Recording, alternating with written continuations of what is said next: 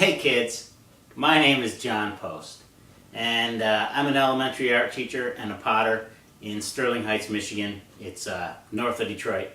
And today I want to talk about how to get beyond that first pinch pot or coil pot that all the kids make in your art classroom and how to incorporate more clay into your program.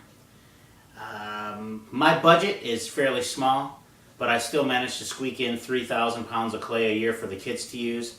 And so today I want to talk about how I make that economical and how I do that in the classroom.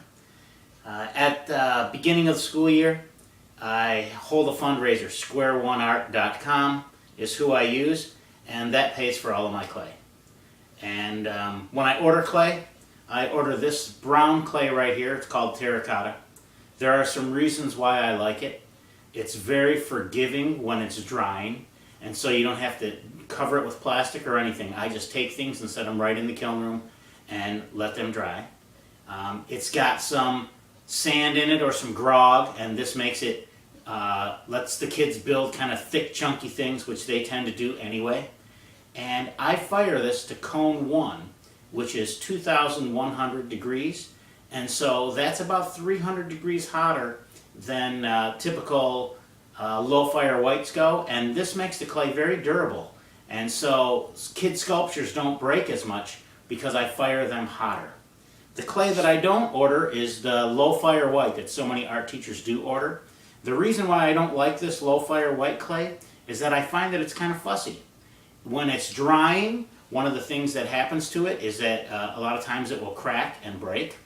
And the other thing that I don't like about it is when manufacturers make this, they want this clay to mature at about 1,800 degrees.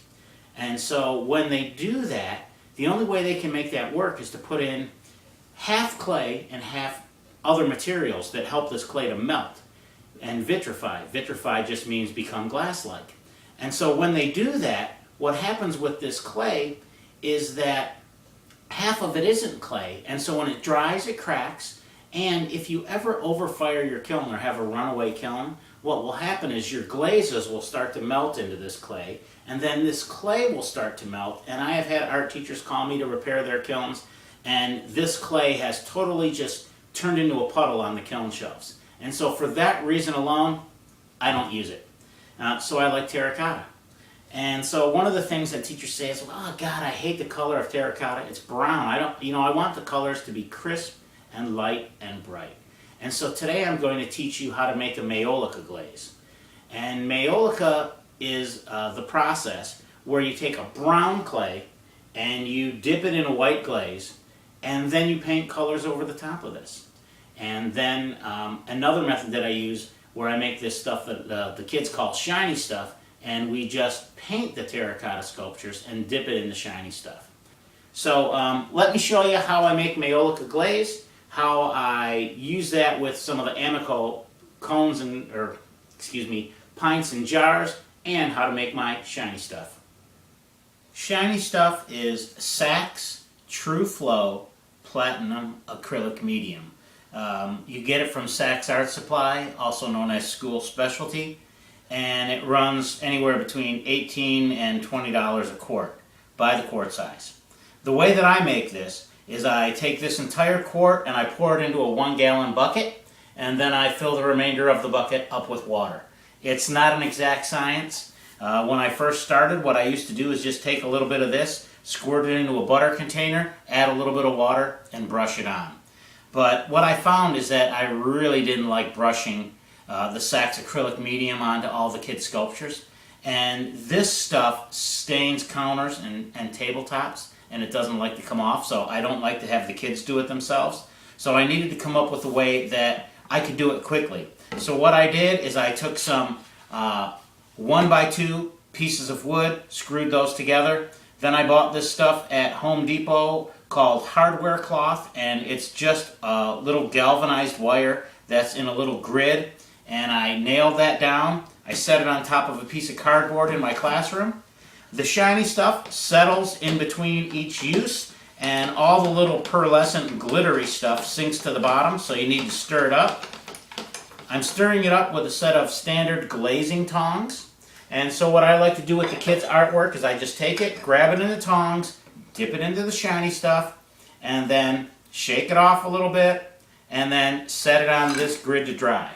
And the nice thing about this is that it gives the kids' work a nice shiny pearlescent quality to it. It's difficult to capture that pearlescence in photographs, but if you try it, it's great. And as you can see from this grid of hardware cloth, this stuff is pretty durable. And when it dries, it actually seals their paint right in, because here it's clogged up a lot of the holes in the hardware cloth. So I just take kids' sculptures, and while one class is painting their work, I take the previous classes and I set it onto the hardware cloth after dipping it, and it dries in about a half an hour, and then I just box it up and send that class their artwork after it's all done. Making the Maiolica base glaze is fairly easy. What you're going to do is you're going to take a bunch of clay and a bunch of rocks that have been powdered, and you are going to add them to water and stir them all up. To make them into a nice homogenized mix, we pour that through a screen, also known as a sieve, and when you pour it through there, it mixes all these little rocks together, and when you're done, you end up with a really nice smooth slurry that the kids can then dip their sculptures into, or you can dip them into them and hand them to the kids, and I'll demonstrate that in a minute. So, first thing you need to know is how much water to have for your glaze. And I like to have an equal amount of water in weight to the amount of dry ingredients that I'm adding. And so these glaze ingredients add up to 5,000 grams. So I need to have 5,000 grams of water in this bucket. Now, it just so happens that 1 milliliter of water weighs 1 gram. So by getting a 1,000 milliliter container, I can fill this up 5 times. I've already added 4 of these to the bucket, and so by adding 1 more into this bucket, I now have 5,000 grams of water. The first clay ingredient that goes into this bucket is called EPK. It's a clay from Georgia and Florida, and so I'm just going to take this 3 pounds of EPK and add it to the bucket. Normally I don't have it in Ziploc bags, but this is like a cooking show, so I've got everything prepared and ready to go. You can take a spatula and you can stir this in. This is the low-tech way to do this. If you wanted to do this in a more high-tech way, what you can do is you can use a drill mixer and just stir this up.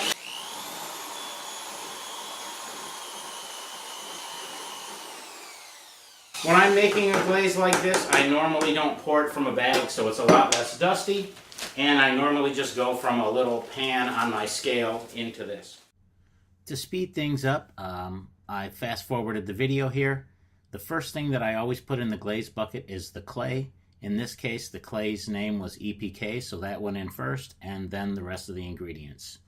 So once you've got it fairly stirred in the bucket, now what we're going to do is we're going to pour it through a screen into another bucket. I just happen to have a larger bucket here. The first screen that I like to go through is a 60 mesh screen, meaning that there are 60 holes per inch. This is a coarse screen, and what it does is it breaks down the clumpy materials kind of quickly. And so I just take this whole solution and I pour it in here. I call it a solution, it's actually a slurry, for those of you who are scientists.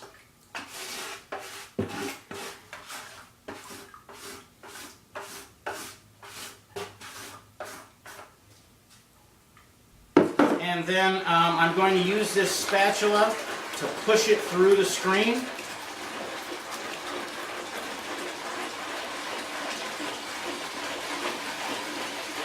So you can see through that the Maiolica glaze goes through this coarse screen pretty quickly. So that's step 1.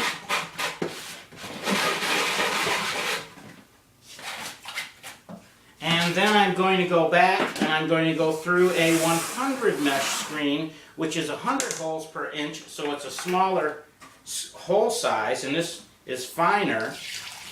So this might require a little more effort to push the glaze through this. But this is what makes sure that your glaze is well mixed together. Same process. Okay, so you've got a bunch of kid sculptures that you want to try dipping into some Maiolica glaze. The first step is make sure you fire the kids' terracotta work up to cone 04. If you have a digital controller on your kiln, program that to 1922, 1922 degrees Fahrenheit. What I have in front of me is a frying pan, just the same kind we use in our kitchen, set to about 200 degrees. I take Gulf wax, also called paraffin wax that I get in the grocery store. I melt 1 or 2 of these bars in the frying pan. And then when kid work comes out of the kiln, the first thing that I do is I dip it into this wax when we're glazing. And this takes about 5 seconds to dry because it's very warm. You don't want to turn it upside down the first second because the wax will run. So I take a couple of kid things and dip them into the wax.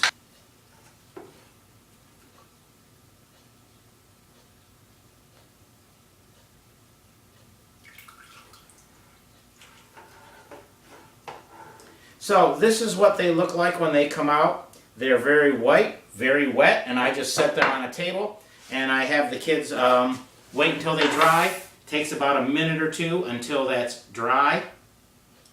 And once it's dry, then you can begin to work with the glazes on top of it. Now before you get started with that, I want to show you a few things that have been fired in Maiolica. This is just a kindergarten snowman.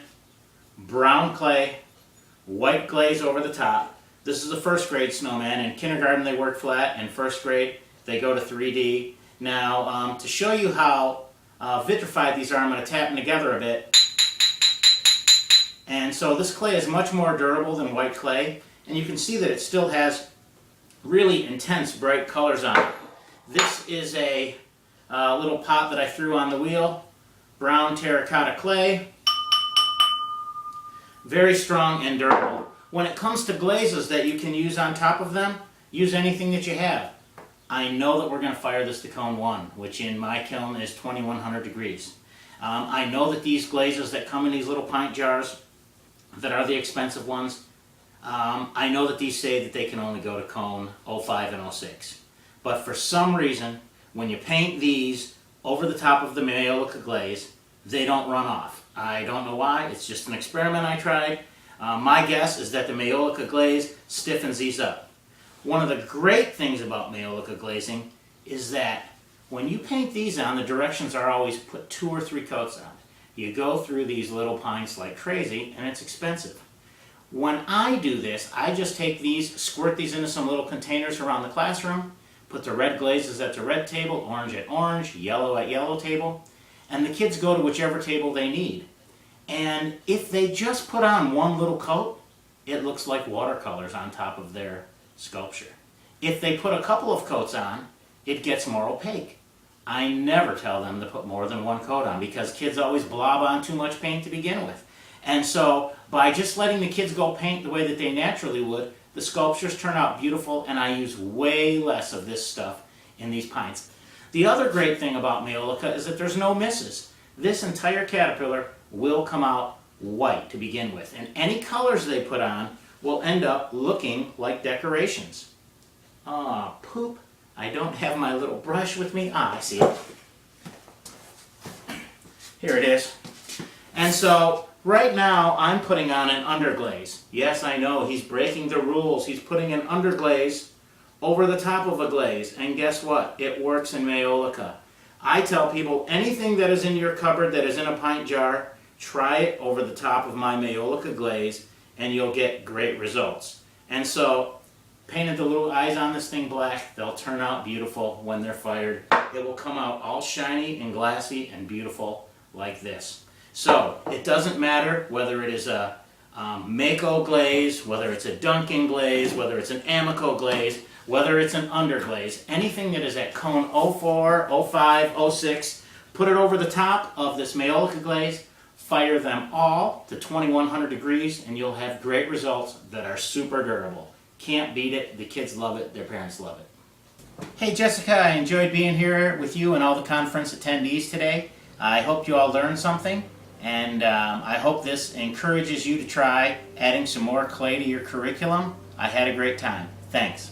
Bye.